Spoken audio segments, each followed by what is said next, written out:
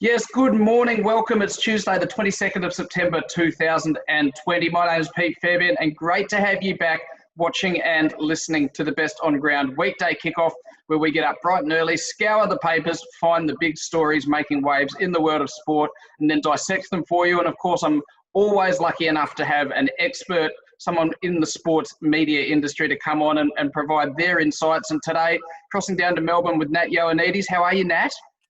Yeah, I'm good. Thanks, Pete. Really looking forward to some finals footy at last. Spring is in the air down here.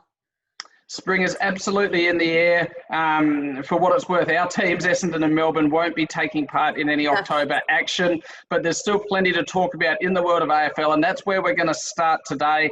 And we're going to start with a story from Nick Wade in The Advertiser, who looks at the situation for Collingwood as they prepare to head to Western Australia and return to quarantine for a nightmare elimination final assignment against the West Coast Eagles. Having gone down by 16 points to Port Adelaide last night, that means the Pies finish 8th on the ladder and do have to head over west, where they'll quarantine for 7 days in the Joondalup resort that they spent some time at earlier this year before coming up against the 5th place Eagles. It's the only final we'll see played in the West with those quarantine restrictions, meaning it can only happen this time because there is that pre-week finals bye. It's a pretty tough situation for Collingwood having to quarantine as part of their finals experience. They'll be in the resort. The Eagles players will be in their own beds. They're the only team having to do anything like this, and it is sudden death for the Pies. Do you think it's reasonable, Nat, that they have to go over and go through this, or do you think the AFL should have made West Coast host the game in either South Australia or Queensland? I genuinely think it's pretty disgraceful, to be perfectly honest, Pete. We were talking about this last night when we were watching the match. At what point is this quarantine no longer a thing? It's not like there's a whole lot of COVID in Queensland. Do you know what I mean? Why does Collingwood have to quarantine for in such strict conditions, particularly when they are playing finals? It absolutely blows my mind that this is still going on at this point in the year. Yeah, I think the AFL probably should have made a tough decision and just said, no, forget it, play all your games in Queensland, because this puts Collingwood in such a disadvantage compared to the Eagles. Not that they're already going to be at a huge disadvantage playing in front of 35,000 screaming West Coast fans, of course, also making the trip across the Nullarbor. So it was always going to be a really difficult task for the Pies, and this just makes it that much harder. And I think that the AFL probably should have made a more difficult decision. It wouldn't have been nice for West Coast, but they should have done it. Do you think there's a bit of politics at play here, in the sense that quarantine requirement has changed? The West Australian government has met the AFL halfway and taken it down to 7 days to make it happen. And there are a lot of people arguing that it was the year to take the AFL Grand Final to Perth. Obviously, the time difference would have allowed the game to be played in the afternoon, but broadcast at night in the east, which would have ticked a lot of boxes. The stadium, arguably, a bigger, nicer, shinier stadium than the Gabba. So there were a lot of people arguing that the grand final should have been over there. Do you think this is a little bit of a concession by the AFL to try and keep the West Australian government sweet and keep them happy? Probably, let's be perfectly honest, but whether or not they deserve it is another question entirely. I was very adamant that West Australia should not be given the grand final, just the way that the West Australian government has treated the AFL, particularly when it comes to quarantine. Even at the start of the year, when we were discussing where those hubs were going to be, and West Coast and Fremantle were forced over to Queensland, even though it would have been more beneficial to have played those games in Western Australia. So yeah, there probably is a little bit of politics at play, but whether or not the West Australian government deserve to have that is another story completely. Yeah, interesting. A lot of pundits would say that Collingwood and West Coast are the two teams outside the top four most likely to be able to do some damage against the big teams and go a little bit deeper in October. But very, very tough situation for Collingwood off the back of that requirement. Our second story today, we stay in AFL and we turn to a story from John Ralph in the Herald Sun. And he's having a look at your club, the Essendon Football Club, and some potential player departures from that football club. We know that Sean McKernan amongst 5 players to already be delisted and finish up there. But here's a list of players for you. Adam Sard, Joe Danaher, Orazio Fantasia, Cale Hooker, Michael Hurley, the latest to be considered as potential departees, and speculation that they were pretty unhappy that the Essendon Football Club didn't grant their mate Tom Bell-Chambers a farewell game this week when he announced he was retiring, and obviously finals wasn't on the table for that footy club. There's a lot of speculation that some senior players haven't bought in or haven't enjoyed the transition from John Worsfold to Ben Rutten. The new coach seems to be a little bit more black and white with his communication methods rather than the more calming mentor-style leader in Worsfold. And for what it's worth, maybe that's what Essendon needs, somebody to be a little bit more direct. If they were to lose the likes of Saad, Danaher, who are off contract, the likes of Hooker and Hurley were to submit trade requests and look to move to a club which is in a premiership window, should Essendon actually look to do a complete rebuild here and look to the draft and look to really focus on bringing some youth through and possibly take a step backwards in order to take a couple of steps forwards? I think that if Essendon need to start thinking about a rebuild, Pete, I think Essendon fans are going to riot because we've been through a rebuild. It's absolutely a joke to think about the number of high draft picks that the Bombers have had over the last couple of years, really reminiscent of Carlton, who had those number 1 draft picks, and Chris Judd yet couldn't really make an impact in September. Essendon's window, as far as we were concerned heading into this season, was open. Now they are an absolute basket case. No game plan. Already supposedly got a new coach. Of course, Rutten was coaching alongside Worsfold. Whether or not the Bombers should have been paying 2 head coaches during this COVID period when we're seeing so many people lose their job is another question, another topic completely.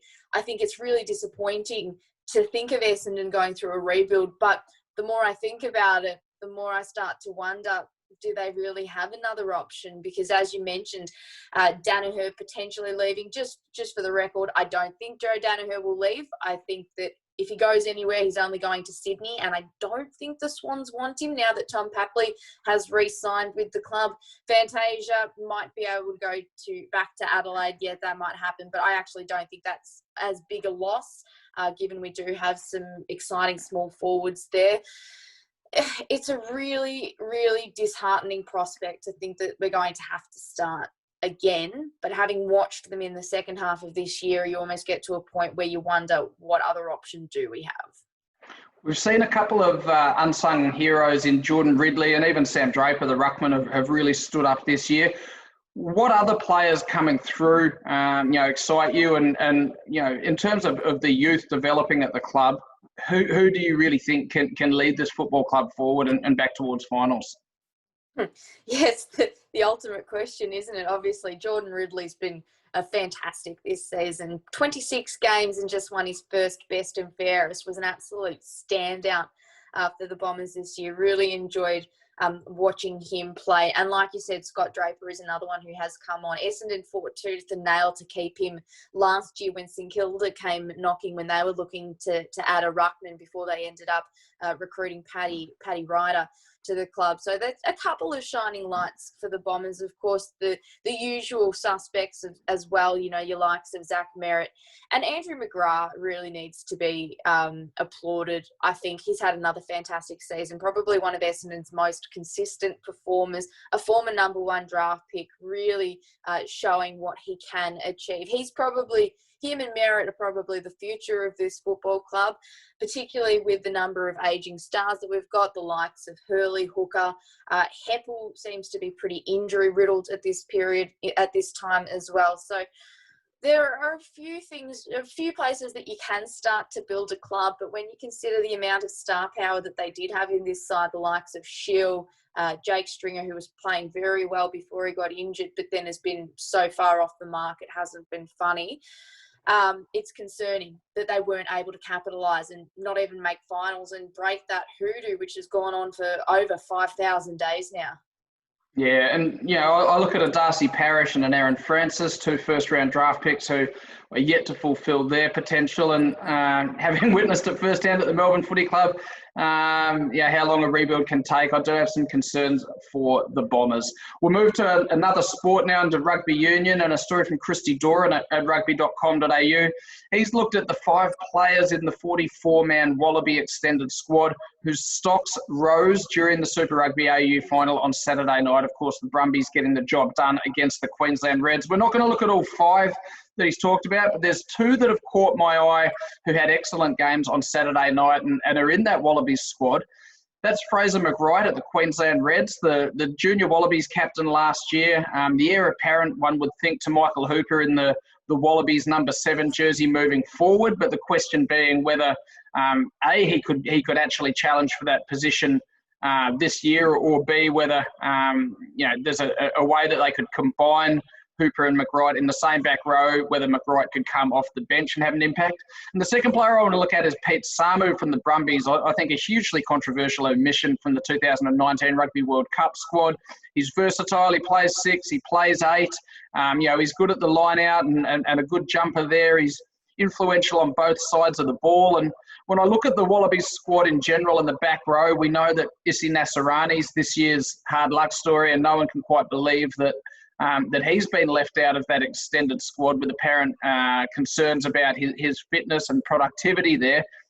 But let's talk about that Wallaby back row. Where does a McWright and a Pete Samu fit in, and how do you think that back row should look for the first Bledisloe Cup test?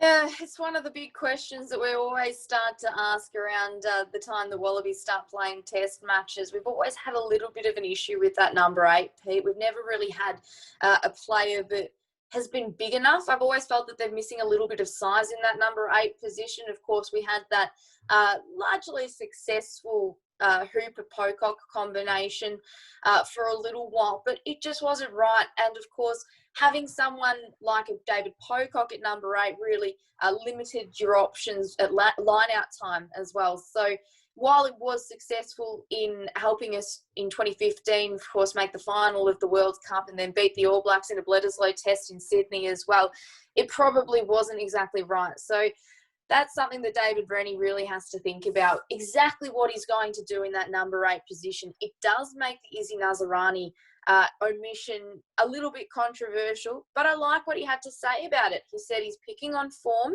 and if he does have concerns about the fitness of Izzy, then by all means, this could be an opportunity to turn him into a player who can take full advantage of the potential that he does have. So that's really exciting for Australian rugby as well. As far as the back row is concerned, make no mistake, Michael Hooper will be in the number 7 jersey for at least, you would have to say, for those 2 Bledisloe test matches over in New Zealand. That's absolutely going to happen. What happens after that, if there's an injury or something, that might give Fraser McWright an opportunity. But Australian rugby fans should certainly be excited about what they've seen in this Super Rugby Australia competition. I think that we've gotten an opportunity to see exactly what's out there, and people liked it. People really liked it, and I think that's part of the reason that the Queensland Reds were so successful. They've got so much young talent, which Brad Thorne has been cultivating for a long time, and it was exciting to see. Yeah, I think for mine as well, I'll just add, and I agree wholeheartedly with you there, Nat. I think I would add that if there's no room for Nasserani, then perhaps it was the time to make an exception and bring through a Lachlan McCaffrey, who's toiled for so long and has such a positive impact on that Brumbies team. We know how fantastic he is for culture, and he's a very, very good rugby player. So spiritual leader. 100%. And you look at the dynamics of the back row in that Wallaby squad, Lockie Swinton, Rob Valentini, Liam Wright. These are some of the guys in there who we haven't particularly spoken about. I mean, I'm looking at Lucan Salakai-Lotto purely as a lock, probably because of the limited locking options. Ned Hennigan, I'm thinking, is more a lock than a back row in this squad as well. So all of a sudden, you don't have a lot of experience in the back row. I'd be looking at Samu at 6, Hooper at 7, and then probably big Harry Wilson at 8. He's been a revelation this year. He has had a quieter finish to the season than how he started it, but it's been his maiden professional rugby campaign, and he's been hugely impressive. For what it's worth, if Nasserani was in the squad, I'd be starting Nasserani with with Wilson on the bench. And then I'd probably be looking at 2 back rowers on the bench, and comes down to a shootout between Fraser McWright and his Queensland captain, Liam Wright, for mine. Hugely interesting storyline to that Wallabies team, and one that we'll watch over the next couple of weeks with a great deal of interest. Our penultimate story today, we turn to Russell Gould in the News Corp Australia Newswire, and he's looking at the fact that Australia's cricketers could face Christmas without their families if strict quarantine restrictions don't ease. I'll talk you through some of the details in here. Australian coach Justin Langer says he'll 100% support any player who needs to leave a strict biosecurity bubble to be around their families. I think that's extremely admirable from a coach who clearly seems attuned to the mental challenges of playing professional sport. Langer himself, well, he knows exactly what he's in for, because he's spending 6 of the next 10 weeks in quarantine in various states, having returned from the limited overs tour of England. He's currently in South Australia. When he gets back to WA to see his family, that's 2 more weeks quarantine there. And then whenever and wherever the Australian squad assembles ahead of the series against India, that'll be another 2 weeks there as well. The quarantine issues will cause greatest angst for their families. Langer said it's 2 weeks to come into the hub, 2 weeks when they get home. If quarantine rules stay the same, we'll just have to keep working our way through these things. The sacrifices Australia's cricketers make, Nat, they're going to be pretty massive. Do you think the Australian public needs to have a greater level of sympathy and understanding for their plight, and the fact that some may choose to stand down from some matches? Perhaps greater level of sympathy than we've seen for the AFL players and the restrictions they've had to follow. Oh, absolutely. I think that the Australian public need to be really appreciative of what the Australian cricketers will be doing. Of course, Cricket Australia is embroiled in a pretty nasty dispute over broadcast rights at the moment, and without the Australian cricketers' participation, we might not be getting any test matches. So, this has huge ramifications. You really need your players on board. So the Australian public really need to not thank the cricketers, but, be respectful of their decisions. I actually think that the public was pretty understanding when it came to a lot of the players' situations in the AFL. Gary Ablett came back to Melbourne for a long period of time to be with his wife, who lost her mother, and of course their sick son as well. A number of players were forced to return to Melbourne to be with pregnant wives for the birth of their child. Basher Hooley and I think Shane Edwards didn't even go into the hub initially up in Queensland to be with their families. So I think that the public were relatively understanding of what was going on. A little bit concerning that the cricketers aren't going to be able to have their family there for Christmas, but I think it just really gives you an idea of the sacrifice that they are making to make sure this Australian summer does go ahead. Our final story today, and we've only got a couple of minutes left on this one because we have dived a little bit deeper on the footy and the rugby, but no apologies for that. We turn to a story from Christopher Reeve in the New Zealand Herald. He's looking at the 2020 season for interim New Zealand Warriors coach Todd Payten, soon to be North Queensland Cowboys head coach. 2020 will be remembered as a dumpster fire of a year for most people, but Todd Payten will likely look back on it shrouded in nostalgia's rosy tint. Beautiful words there from Christopher Reeve. Of course, Payten came in as the interim coach of the Warriors after they sacked Stephen Kearney when they were 2-4. They were absolutely thrashed at the hands of the Melbourne Storm in his first game in charge, and he questioned the effort of his team after that. But since that game, his team has gone 5-7, but they've pushed some really, really top teams all the way. They've been amongst the toughest teams in the competition to play and managed to stay in an unlikely playoff picture until just over a week ago. Todd Payten's had a pretty good 2020. He's proven his wares and will now lead the Cowboys, which is a great opportunity for him in 2021 onwards. In general, I wanted to ask, who in the world of sport has actually had a good year despite the COVID situation? I think that the first person that comes to mind when we talk about benefiting from the COVID situation is someone like a Dominic Thiem in the world of tennis. Of course, just won his first ever Grand Slam over at the US Open, which might not necessarily have happened. Yes, he's been thereabouts for a long period of time, but you know, with the likes of Roger Federer and Rafael Nadal, plus a number of other high-profile tennis players not actually going over to New York, really got his opportunity to breeze through to the final before beating Alexander Zverev in 5 sets. So I think Dominic Thiem is certainly one person who has in some way benefited from the situation that we find ourselves in. And I think that in a more general term, younger players, teams with young players that have been forced into a hub have really prospered during this period. Someone like a St Kilda in the AFL, would they have made their first final series since I think it was 2010 without being in that hub, with other teams also being forced into these really trying situations?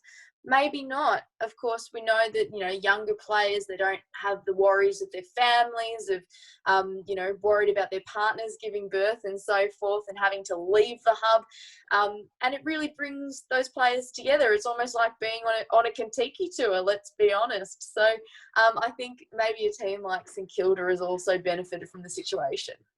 Yeah, 2 great examples there. The only other one I'll throw in the mix is the Western Force. I think their return to Super Rugby AU, and more broadly for rugby in Australia to have the Western Force back, and now with Hamish McLennan saying they're not going anywhere as well, I think that's an absolute silver lining out of a really, really tough year for everyone, not just in a sporting sense. Nat, great to catch up as always on the Best On Ground Weekday Kickoff. Look forward to having you back on the show again very soon. Have a fantastic day. Yeah, thanks for having me, Pete.